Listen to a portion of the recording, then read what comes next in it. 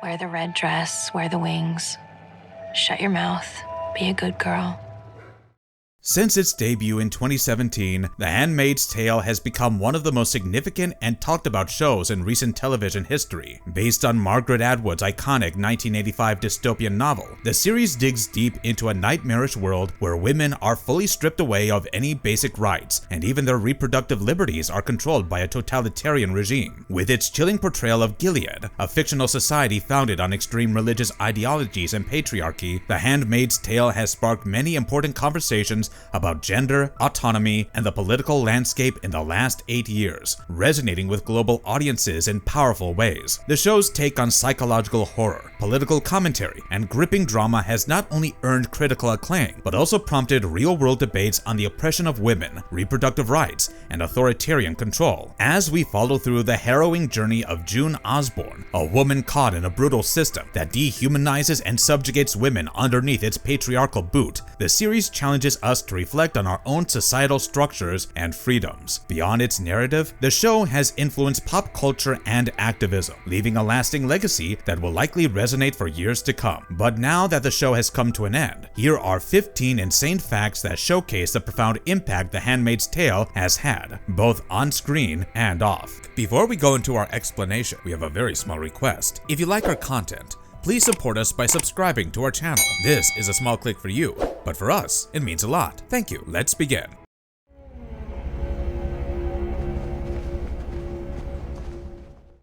This was not the first adaptation of the book. You might not know this, but Margaret Atwood's The Handmaid's Tale has had a few adaptations over the years before Hulu's version came to life in 2017. Back in 1990, a feature film starring Natasha Richardson as Offred was released, but it didn't quite make a splash, pulling in less than $5 million at the box office. The BBC also gave it a go with a radio dramatization in 2000, created by John Dryden. In addition to that, the story has been adapted into several stage plays over the years. But judging by the critical response so far, Hulu's series seems to be the one that has truly captured our heart, thus becoming the most celebrated adaptation of the classic novel.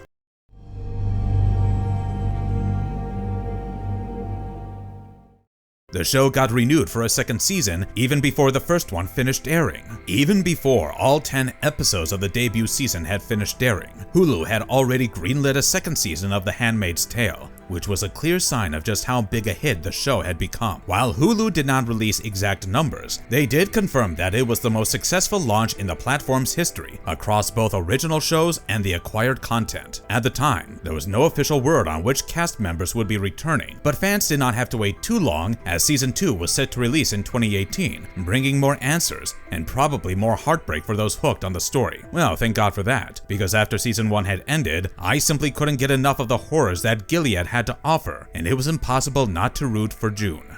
Dragged in. This is the new one. The Waterfords' status and age were a lot different in the books. In the early seasons of The Handmaid's Tale, Serena Joy and Fred Waterford stood out as the story's main villains. Before they were imprisoned, they played a major role in building Gilead, especially in the beginning of this brutal theocracy designed to save a crumbling world by forcing traditional Christian values and repopulation efforts on society. On screen, Fred is portrayed as a powerful man in his 40s, high up in Gilead's ranks, while Serena is in her 30s and believed to be infertile, which becomes a key detail that shapes her character and actions throughout the show. But in Margaret Atwood's original novel, these two are quite different. Fred isn't painted as a sharp, commanding figure. Instead, he is said to be an older man with gray hair, someone Offred compares more to a Midwestern bank manager than one of the leaders in a totalitarian regime. His exact role in Gilead's leadership is also very vague in the book, as there was no clear mention of him being a commander. Serena too is written very differently. She's older, walks with a cane, and comes off as a bitter, worn-down woman. Offred even imagines that Serena dyes her hair blonde to cover the grays, which is a small but telling detail. Still, one key trait from the book carried over into the show was Serena's presumed infertility. It's central to her character and fuels much of the tension between her and June. For the TV adaptation, the creators chose to make Serena and Fred closer in age to create more emotional intensity and relational complexity. This change added more depth to the dynamic between June and the Waterfords, especially the way Serena's envy and desperation collided with June's forced role as a handmaid, thus sparking a power struggle that simmers throughout the series. I don't want to be a doll hung on the wall. I want to keep on living.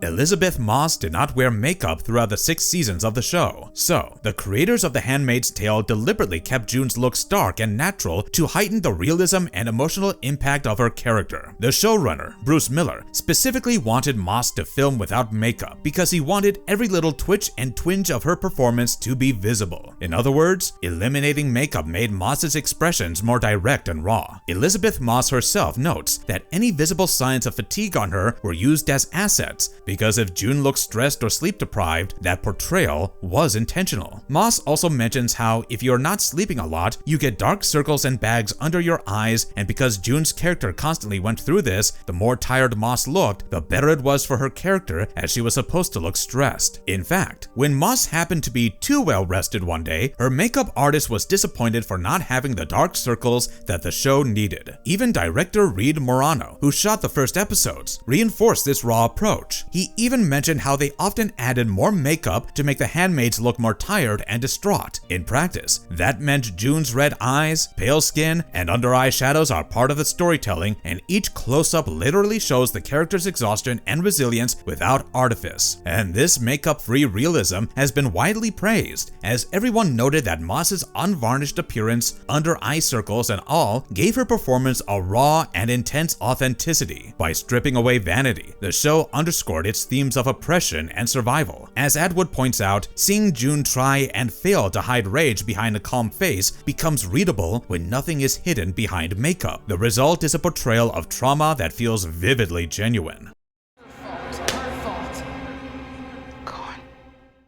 Margaret Atwood made a cameo in the show. Like I have mentioned before, Hulu's The Handmaid's Tale was famously adapted from the novel of the same name by Margaret Atwood. However, the show also secretly included a cameo from the author herself in The Handmaid's Tale series premiere. Although it is rather common for authors of the original material to appear in the TV shows adapted from it, The Handmaid's Tale's secret author cameo was done exceptionally well. Not only did it happen in a crucial scene for Elizabeth Moss's June and the establishment of the kind of nation Gilead was, but it was also done in a way that did not really overshadow the scene. In The Handmaid's Tale Season 1, Episode 1 scene involving Aunt Lydia forcing the handmaids to blame or shame Janine for what happened to her, and June refusing to comply at the beginning, Margaret Atwood appeared as an aunt to punish June with a slap that was just the perfect cameo. While Aunt Lydia's testament's transformation was completed by The Handmaid's Tale Season 5, and the character, along with the figure of aunts in general, was never really positive, it's significant that Atwood appeared as an aunt in The Handmaid's Tale Season 1, Episode 1, because as the author of the Handmaid's Tale book, Gilead, and its characters, Atwood created and shaped something entirely new. This position could also be ascribed to aunts, who, more horrifically, violently shaped fertile women into handmaids. It is also fitting that Atwood's Aunt Margaret was doing precisely that in her cameo by trying to bend June into her role as future Offred without being fully recognizable.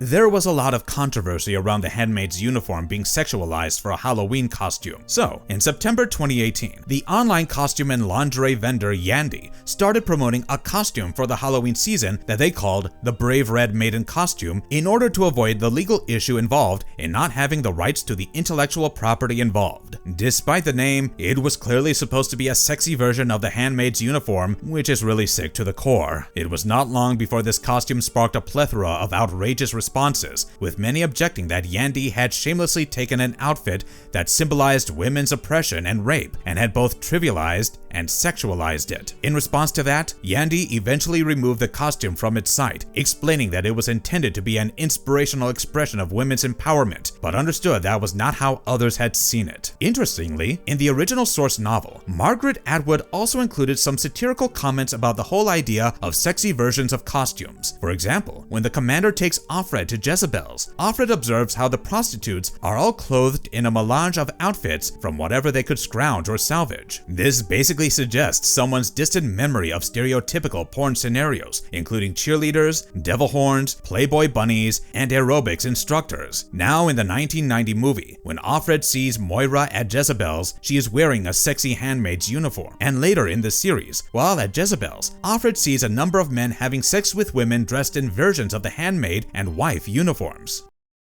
The director is Beyonce approved. Reed Morano, the director of the first 3 episodes of The Handmaid's Tale, has another impressive achievement on her resume. She played a key role in crafting the visual experience of Beyonce's iconic album Lemonade, specifically working on the segment for Sandcastles. In addition to her work in music videos, Morano has made history in the world of cinematography. In 2013, she became the youngest woman ever invited to join the American Society of Cinematographers, and back then, she was one of only 13 women who were a part of the prestigious society.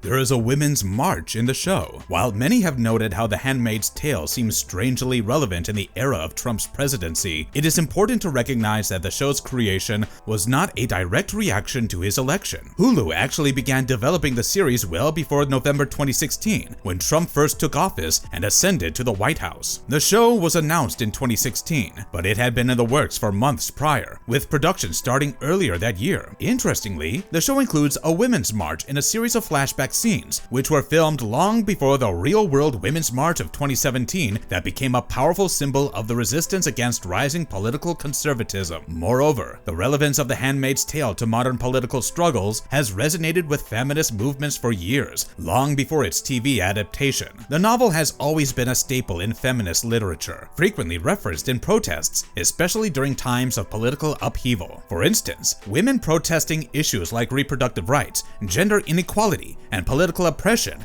have often used The Handmaid's Tale imagery in their demonstrations. In fact, during the 2017 Women's March, protesters donned red cloaks and white bonnets, mimicking the handmaids in an unmistakable visual protest against the gradual erosion of women's rights. The show's unsettling parallels with real-world events, from the rise of authoritarian rhetoric to attacks on reproductive freedoms, only deepened after Trump's presidency began, making it an even more powerful cultural touchstone. The red cloak and bonnet, which is now synonymous with resistance, rightly became a recognizable symbol in marches and rallies. The show's chilling portrayal of women's oppression underlines a fear that many see reflected in today's political climate, especially with recent debates over abortion rights and the ongoing fight for gender equality. So while the show was not created as a direct response to Trump, it's clear that its themes have found a broader relevance in the current political landscape, serving as a cautionary tale that resonates with activists, protesters, and anyone concerned about the slow decay of rights and freedoms.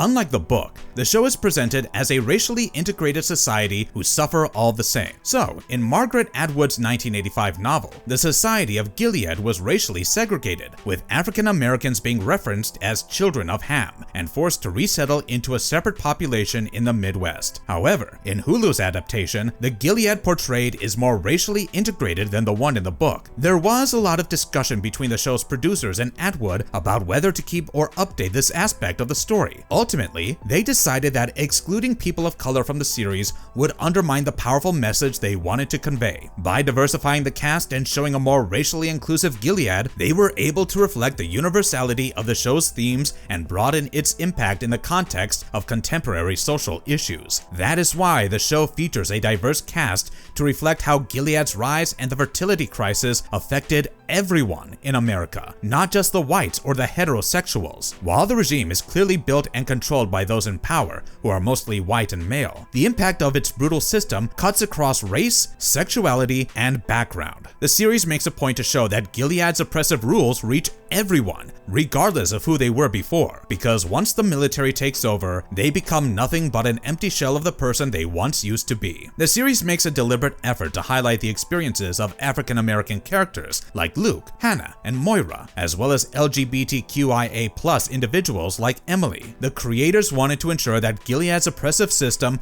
affected everyone, regardless of race, sexuality, or gender. You failed them. Shut your mouth! The cinematography of the show is its hidden appeal. In Margaret Atwood's original novel, color plays a crucial symbolic role, with each class in Gilead designated a specific hue to represent their societal position and function. The crimson of the handmaids' uniforms is a potent symbol of fertility and childbirth, as well as an allusion to Mary Magdalene, often depicted in the Bible as a sinner who finds redemption. On the other hand, the blue worn by the wives evokes the Virgin Mary, symbolizing purity and the maternal ideal. These deliberate color choices are rich in religious connotations, reinforcing the theocratic nature of Gilead and its strict rules for women. Reed Morano further highlighted the importance of these colors in creating striking, memorable imagery, as she explains that these vivid colors are enhanced by the Technicolor process, which lends a dramatic and almost surreal quality to the show's visuals. The bold, saturated colors are more than just aesthetic. In fact, they visually underscore the rigid caste system at the heart of Gilead's oppressive society. Each class is literally and figuratively set apart through these distinct colors in order to create a visual language that conveys Gilead's power dynamics without words. The production design also plays a pivotal role in reinforcing this thematic structure. According to Julie Berghoff, the show's production designer, the sets were also carefully constructed to complement the overall cinematography of the show while incorporating the characters and their costumes. For example, the rooms of the commanders' homes are often filled with dark, muted tones, underscoring their power and authority, while the wives' spaces are bathed in soft, calming blues that reflect their status as the idealized but restricted women of Gilead. Even the handmaids' environments, from their quarters to the streets, were designed to emphasize their subjugation, often portrayed in stark, utilitarian spaces, echoing the harshness of their roles. In this way, the colors and sets not only serve an aesthetic purpose, but also reinforce the show's themes of control, power, and the rigid societal hierarchy of Gilead. The interplay of costumes and environments overall creates a visually cohesive narrative that helps us immediately grasp the societal divisions within the world of The Handmaid's Tale, thus elevating its commentary on gender, power, and resistance.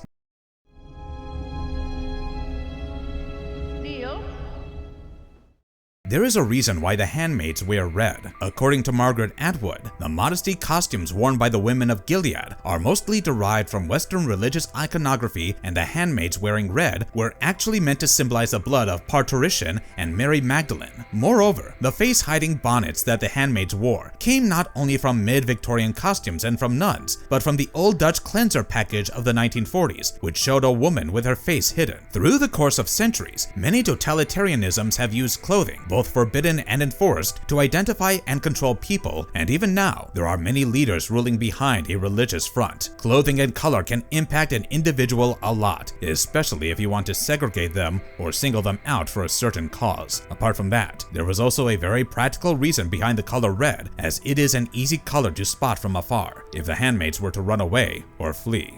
And she sticks out her tongue sometimes like this.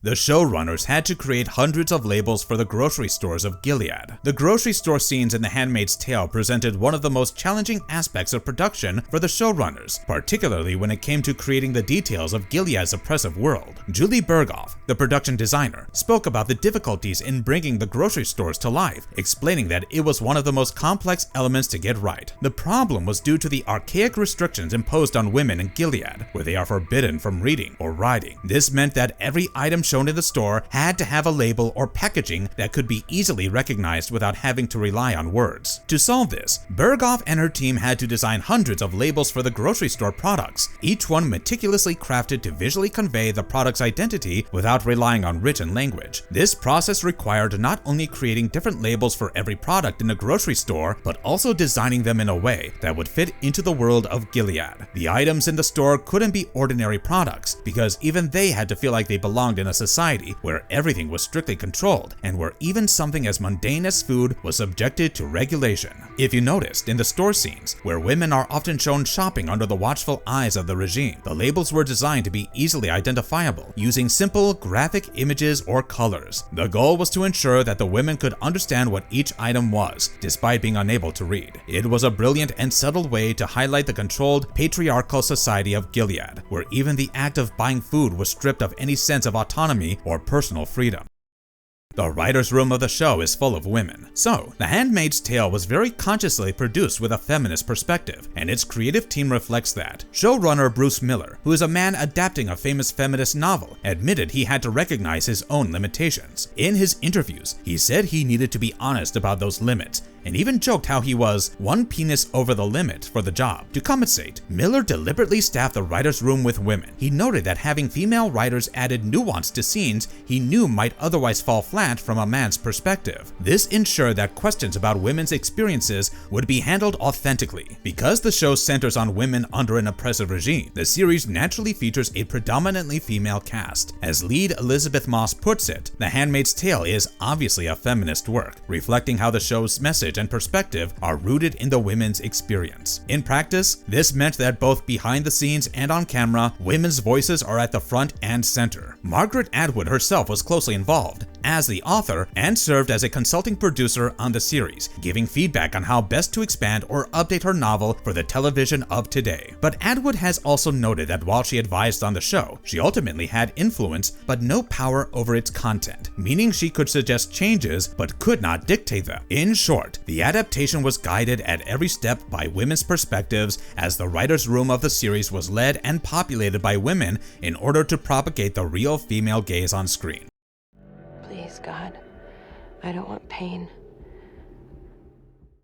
Elizabeth Moss memorized all her voiceover narrations. One of the most powerful elements of The Handmaid's Tale is its voiceover narration, which brings viewers directly into June's mind, and Elizabeth Moss went to great lengths to make sure that voice felt as real and intimate as possible. To truly embody June or Offred, Moss did not just record narration after the fact, but she memorized every line of her voiceover scripts so she could internalize them while shooting the scenes. This meant that even when she wasn't speaking aloud, she was silently thinking June's thoughts, letting them shape her facial expressions and emotional responses. The show's tight, lingering close-ups on Moss's face work in tandem with the narration, creating a feeling that her inner monologue is always present, even in silence. According to the showrunner, Bruce Miller, this was essential as the narration is where June's true personality lives, with her sarcasm, fear, anger, and defiance all simmering under the surface. Moss's decision to memorize her lines helped bridge the gap between her performance and the recorded voiceover, making it feel like one seamless character instead of two separate deliveries. She explained that during long, silent takes, it would have looked flat if she wasn't actually thinking about the lines in her head. For her, it was basic acting, and to convey the truth, she simply had to live the voiceover. The production team initially experimented with recording narration before filming, but Moss found it worked better to perform the scenes first and then record the narration after. By then, she had fully embodied June in that moment and could match the tone of her voice to what she had physically experienced. She often re-recorded lines multiple times to find just the right emotional pitch so that it is never too heavy, never too light. The result is a voiceover that feels like June whispering her secrets to the viewer, a soft, conspiratorial tone that matches the camera's intimacy. This technique allowed the audience to see and hear the emotional contrast between June's composed exterior and her private turmoil. Critics have also noted how Moss's performance blurs the line between what's seen and what's heard, making the narration feel like an organic extension of the character's soul. In doing so, Moss invites the audience to live inside June's head, thus creating a chilling, heartbreaking, and deeply personal experience.